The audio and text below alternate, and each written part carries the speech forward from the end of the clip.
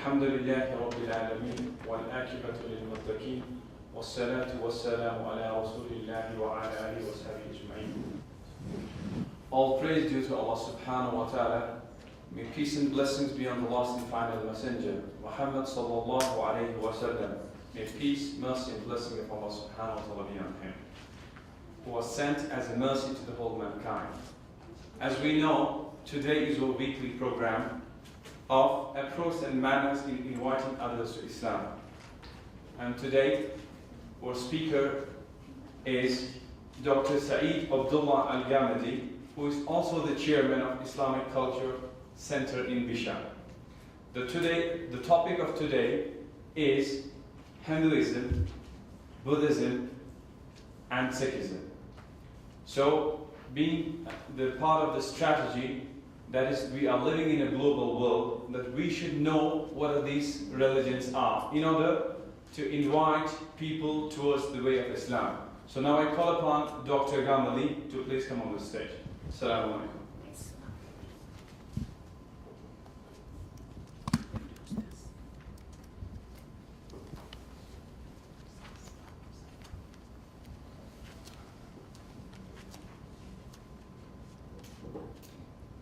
بسم الله الرحمن الرحيم.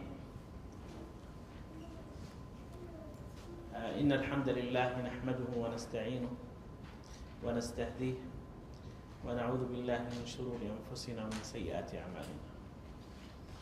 Dear brothers,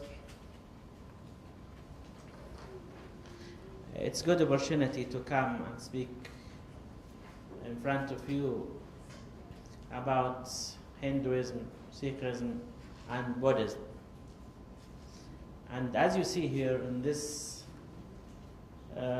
diagram, you see that Hinduism represents 64% of the religion in the south of the Asia, and Buddhism around 2%, whereas Sikhism 2% also. So it is your choice now which one you want me to start with.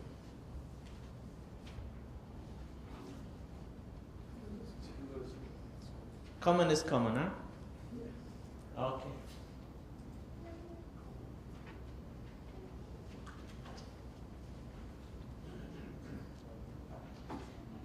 I will start with the concept of God, so the others will come and get more benefit about the introduction, which carry a lot of information.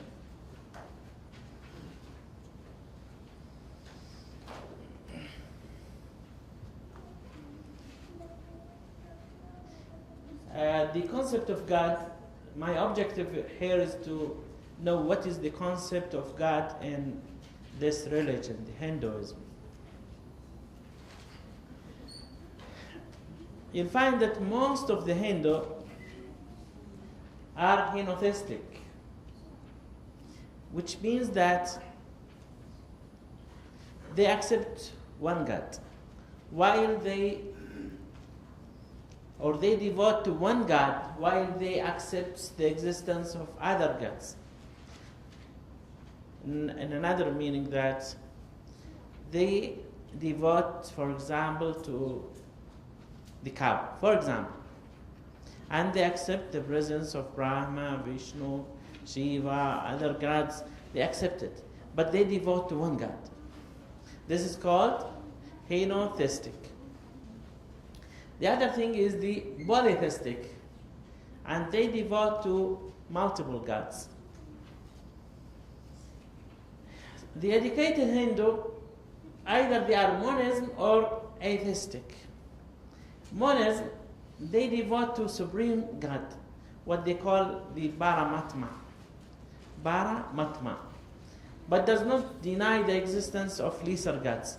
So they believe on the supreme God, but still they don't deny Brahma, Vishnu, Shiva, Krishna, and other gods, but they devote only to the supreme God. Atheistic without God are very, very rare. What is the Paramatma, or the supreme God? The Paramatma, this is the God that most educated Hindu believe in. It resides in all beings. They believe that this God resides in all beings.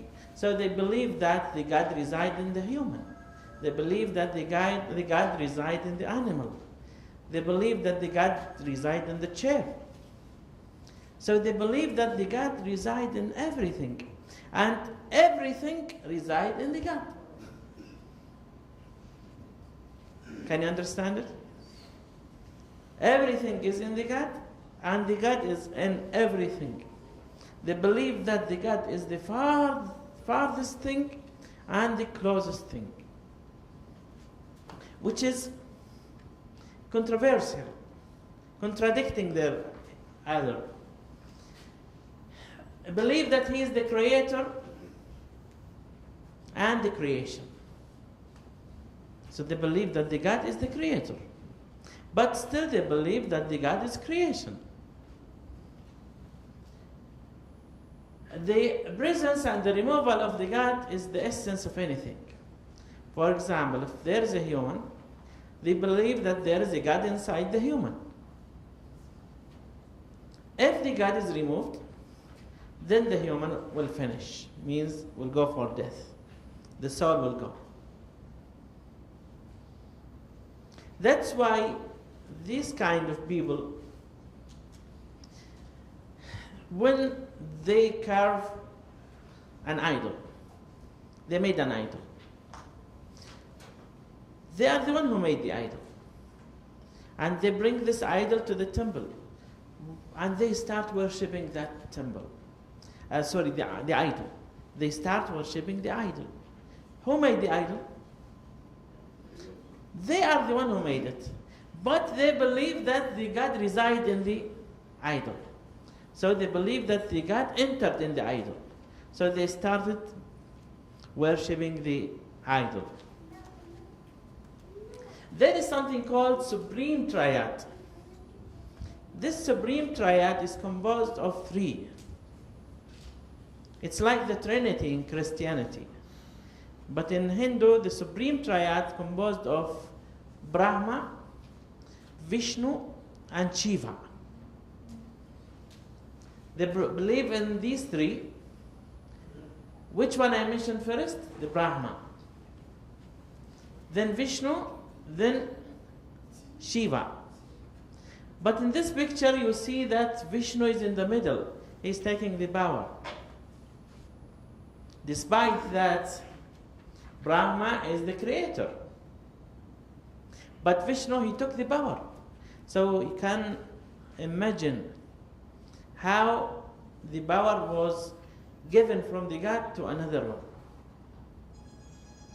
So the God in this triad, or the main one, the creator, is doing nothing.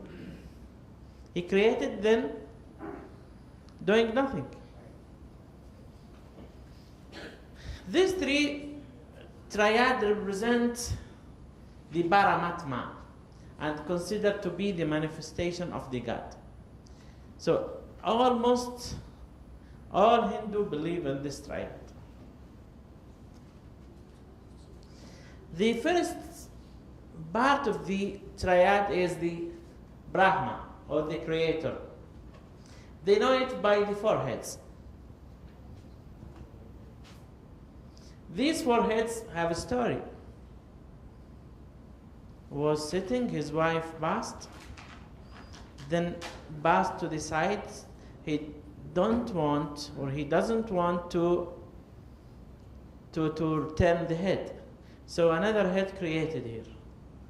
Then she went to the back, still doesn't want to turn to the back, so another head with face to the back. Then came to the left, another head created here.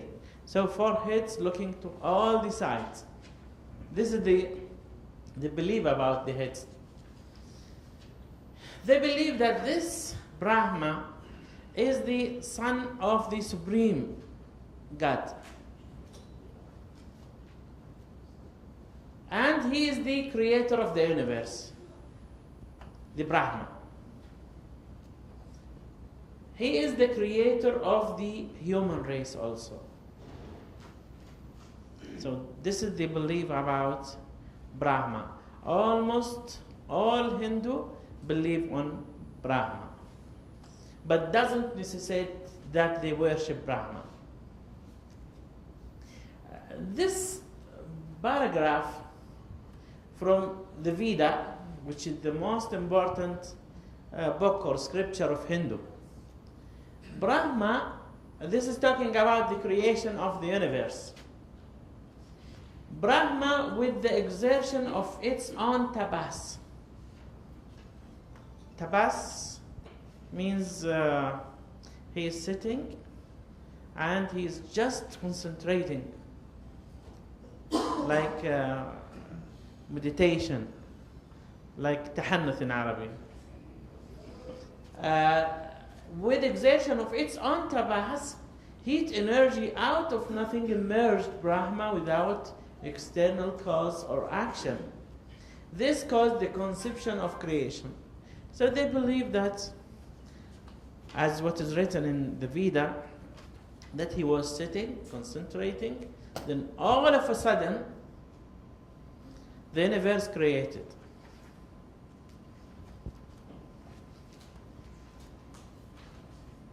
And Veda saying, or continuation of it, does he bear it or not? It's not known whether the Lord up above knows it or not. It's very strange. This means that the universe was created without the intention of Brahma, and they don't know whether the Supreme God knows or not. So it came by incident, they believe. Though creator of this existence, you should understand me as one who does not do anything. So if there is a God doing nothing, does that God deserve to be worshipped? The God doing nothing, are you going to worship it? If doing nothing, then he's not going to punish you. He's not going to give you reward. So why worship that God? So this is the description of Brahma in Bhagavad Gita. In Bhagavad Gita, though creator of this existence, you should understand me as one who does not do anything. They have it reached to million deities, million gods. But I'm going to mention to you the top 10. This is the Ganesh. Ganesh, as you see, is like an elephant riding a rat. So they believe that this is the son of Shiva and Parvati. Shiva, you know that this is the third of the triad, supreme triad. There is a job for Shiva, I will come across it. This Ganesh is the destroyer of evil and obstacles. As the elephant having this, so it is the destroyer of obstacles. This is the most popular Hindu deity. If you go to India, in any hotel you'll find, or almost all hotels, you'll find it in the entrance of the hotel. This is Shiva. So see, Shiva is the father of Ganesh. It is represented by this eye here, vertical eye. So they know Shiva by this vertical eye. And there is a story behind this vertical eye. His wife, Parvati, they believe that she came behind him and she closed his eyes. Then the universe dimmed, became black.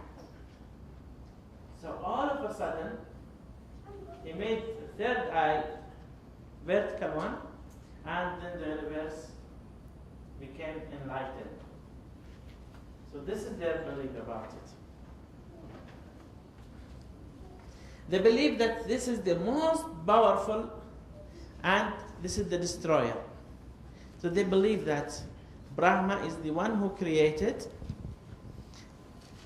Vishnu is the one preserving, and Shiva is the one who is destroying. So they are waiting for the destruction by Shiva. Krishna, this is the most third popular deity in India. They believe that Krishna is the 8th or 9th incarnation of Vishnu. Incarnation means somebody, when he dies, his soul will go to another one. And when that one dies, the soul will go to another one. So this is the 9th or 8th generation or incarnation of Vishnu. By his writing, he influenced Indian thought, life and culture. He is the author of Bhagavad Gita. And he wrote in that book, I am the self seated in the heart of all creature. So he believed that he is the God. I am the beginning, the middle and the end of all beings. Believe that he is the start, the end, everything. And a lot of Hindu, they believe this. This Krishna, if you read more about Krishna, you'll find that having a lot of features like the Christ. He was born in a miraculous way. After birth, his mother took him and escaped away, not to be killed. And his life went in a strange way, except that he got married.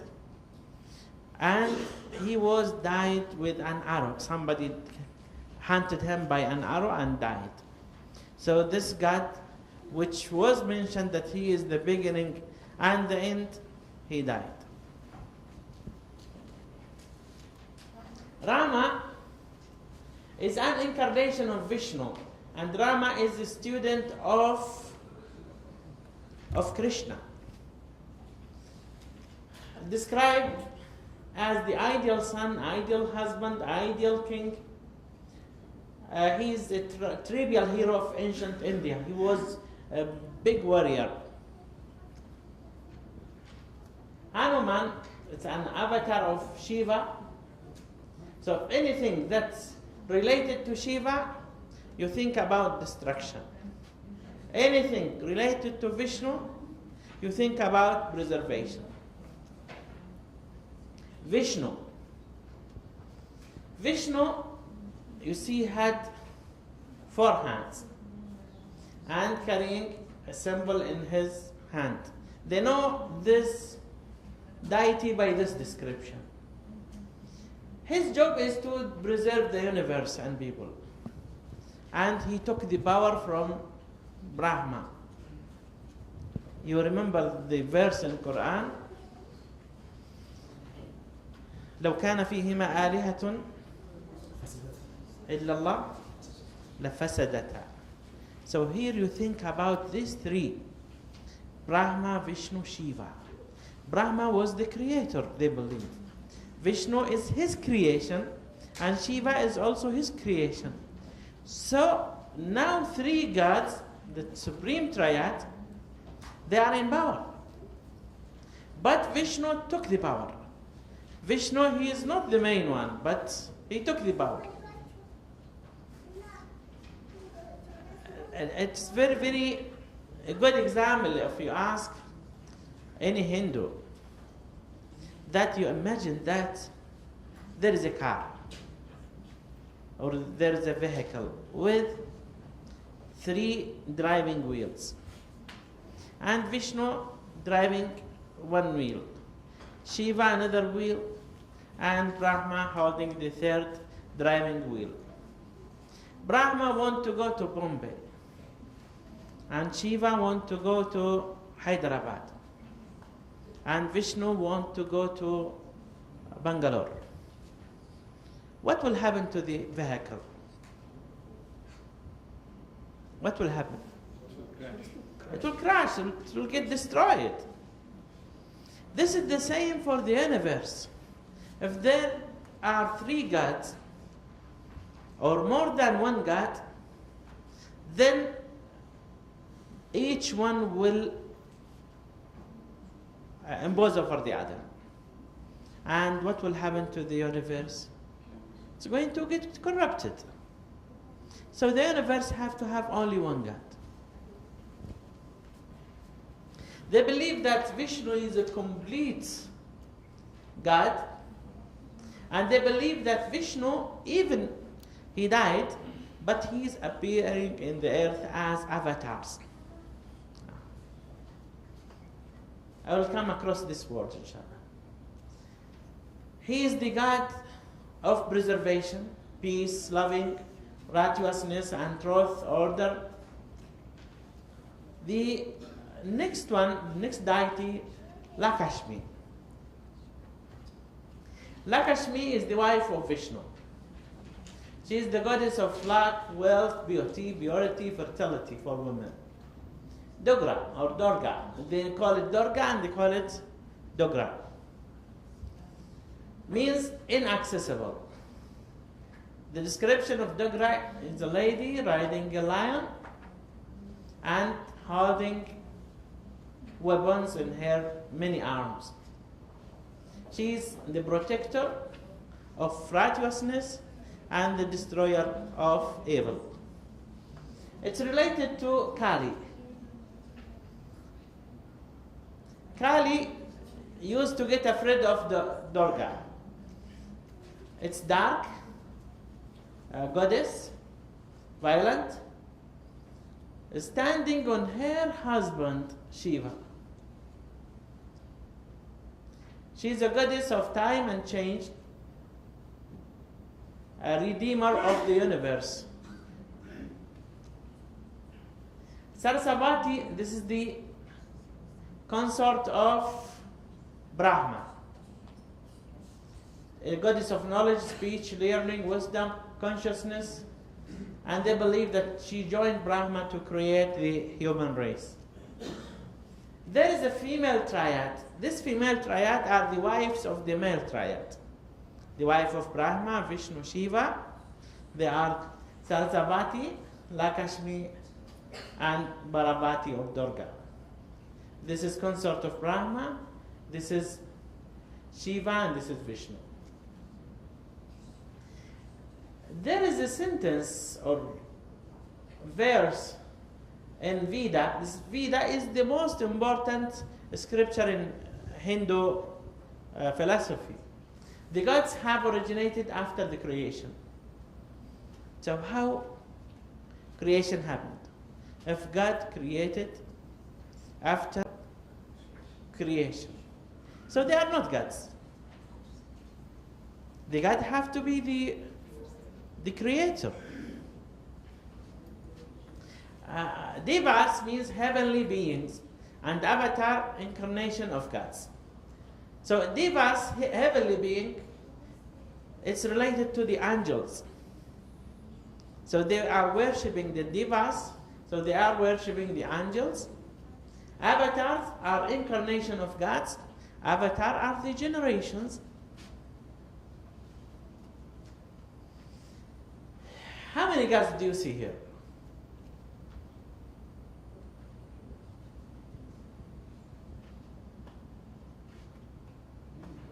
How many?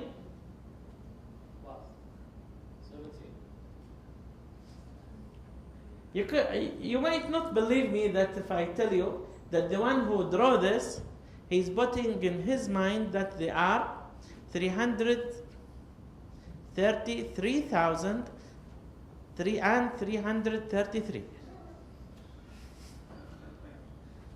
But still they believe on millions of gods. As you see here, this is Vishnu, this is Brahma, this is Shiva, this is Rama, this is Krishna. If you concentrate more, this is the obstacle god. Yeah. Okay. What do you think about the cow as a god in India? Huh? Do you think they worship the god? Huh? Hmm? How many of you say they are worshipping the cow? You just raise hand. How many are not worshipping cow? Okay, just see this video.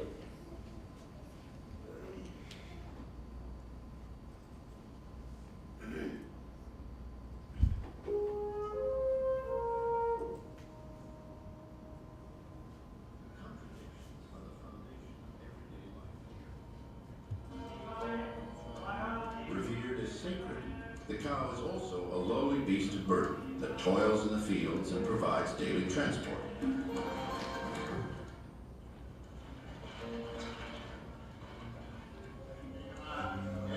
Hand-fed, pampered, and decorated, the cow is also abandoned to forage for itself in the streets.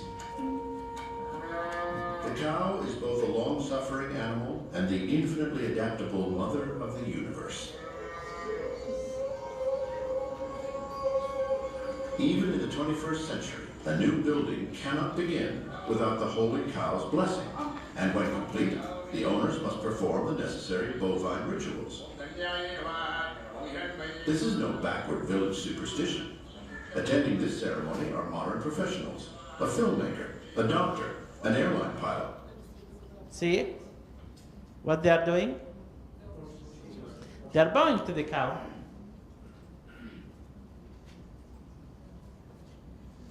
And a successful businessman. But without the cow's blessings, nobody can move in.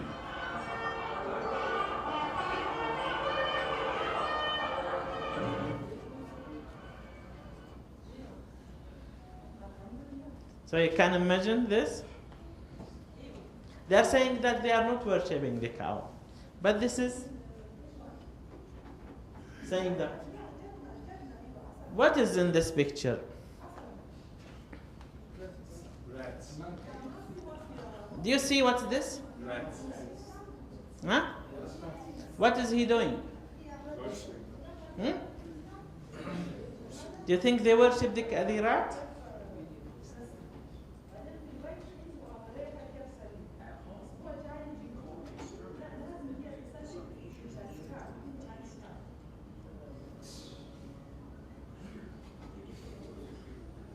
I don't understand why. So I talked to the big man himself, the high priest of the temple. When people come here to worship, what do they hope to get from it? Some ask for a daughter, some for a boy, some for money. All their wishes come true. Perhaps you could explain to us all the rats live here. They are our ancestors. When a person from this caste dies, he comes back as a rat. When a rat dies, he comes back as a person So, from this caste. when somebody dies, he might come to be a rat. When the rat dies, he might be a human. Reincarnated and come back here. You will not come. Only people from the Charan family can come. No one else will come back as rats. The temple serves the goddess Karnamata, the deity of good fortune. But she's also famous for granting her family immortality by allowing them to be reborn as rats. So today, the rodents have the run of the place, while humans tread more tenderly. What is she doing? Huh? Bowing. Just when I thought I'd seen it all, I come across these gentlemen, having lunch with a few friends. Eating your lunch with the rats. Do you fear any germs or any sickness from having the rats in your food? None. So when you eat your lunch here, the rats always come and share it with you? Yes. So after you die, you will come back here? Yes. His name is Kaaba. See this word? They call that temple Kaaba.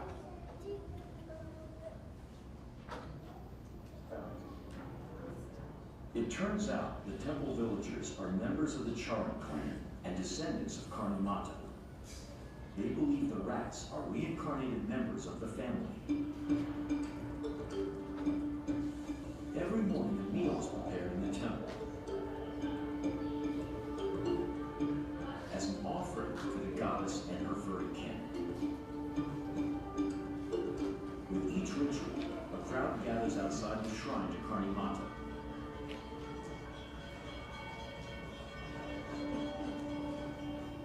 They ask, This is not only the gods they worship the elephants, the monkeys, the stones, the idols. They even worship people. They worship the one who is giving the money. They worship even Kaaba. And I went and I visited some Hindu family in India. I found that they have this symbol of Kaaba there inside the house, beside the idols. So I told them, what's that? They said, Kaaba. Why you are putting it here? They said, because we got money from Saudi Arabia. So they worship anything that's related to benefit to them. Okay, in summary, in Hinduism, there are multiple gods. One or more are worshipped to link to the Paramatma. This is their belief.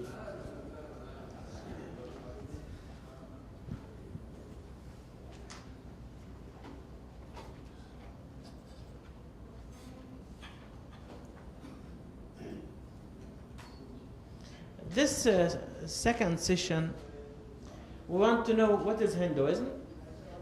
By the way, this session should be the first, but I delayed it because of the number and the start was not adequate to start it. So what's Hinduism? What's the purpose of human life in Hinduism?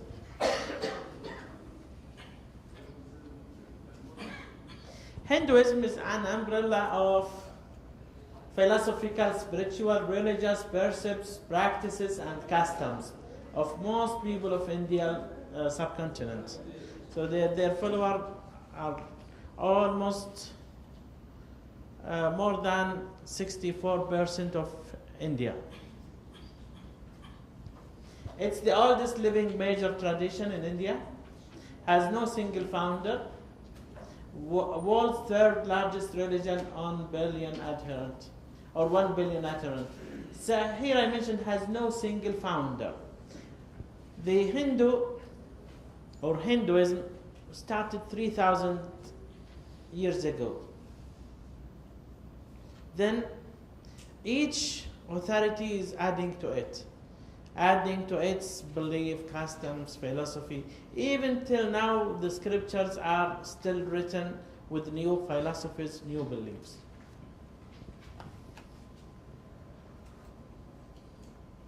So it's transmitted from generation to generation by the Hinduism leaders, from parents to the children. They learn in the temples and they get it from the communities. Many faiths under one name. with diversity. Those Hindu in the north of India is not like the Hindu in the south of India. Each of different beliefs. No single spiritual authority. As I mentioned to you, that it's written in repeated periods of time.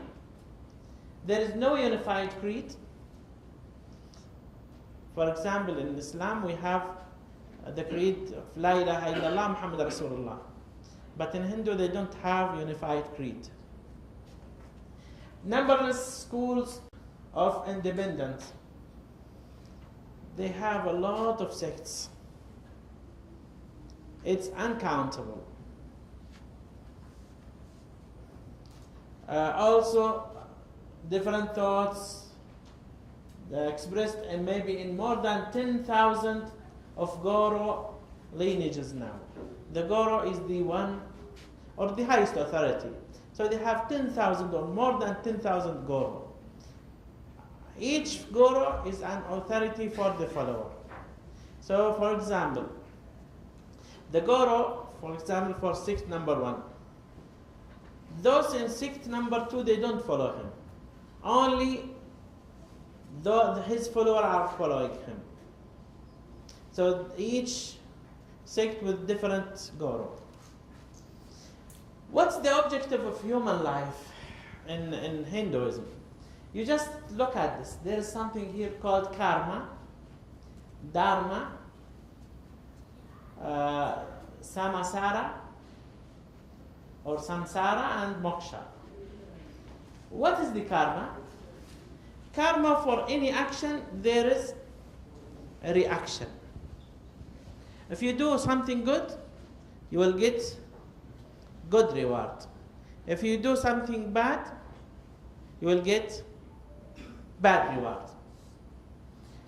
Here, in what kind of good and bad reward? If you are doing good thing, then when you die, you are going to reborn again in a form of something good, like human. But if you are doing something bad, you are going to be reborn again in a form of something bad, like dog or donkey. So this is the meaning of karma. Dharma means the teaching. Samsara means the cycle of reincarnation of or rebirth. Somebody born, he will live. After living, he will die. Then after death, he will rebirth again. Then live, die, rebirth. So this cycle is called samsara. Their aim is to reach to moksha. Moksha is to get liberated out of this circle. When you get liberation of this circle, if you do good things, to be liberated away.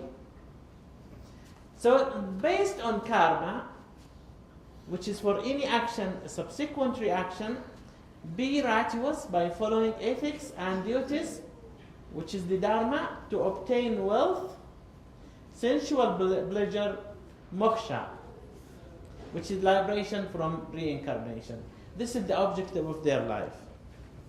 So the objective, you do good, follow the teaching, then you will not be in the reincarnation cycle. You are going to be released. Released where?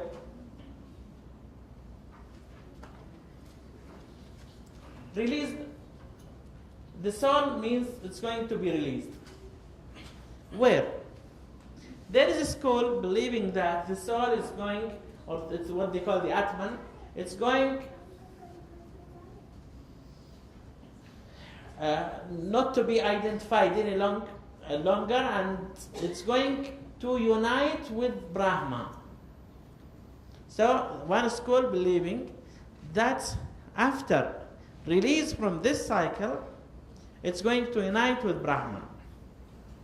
Other school believe that the soul will spend eternity in heaven, which they call it Loka, as a separate individual.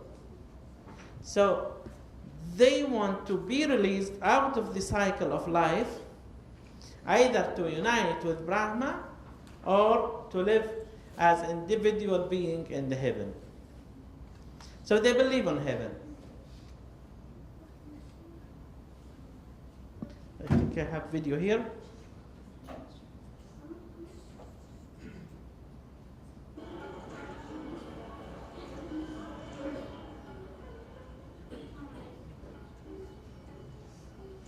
This is the Ganges River. This is the place where they feel that when you go there, your soul is going to be purified. This is the way to reach to moksha. This is the way to reach to liberation. See what's that river look like? They pray in the river. They take shower. They wash clothes there.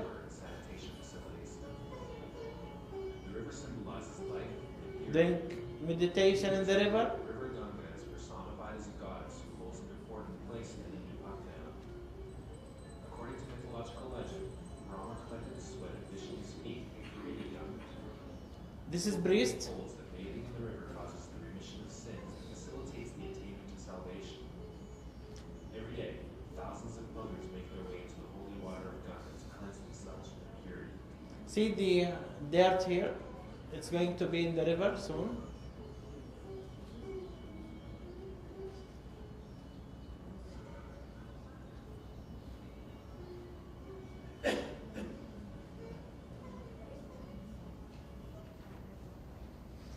I have seen this river. It is the most dirty water I have ever seen in my life. They throw the dead bodies there. They throw the garbage there. And they throw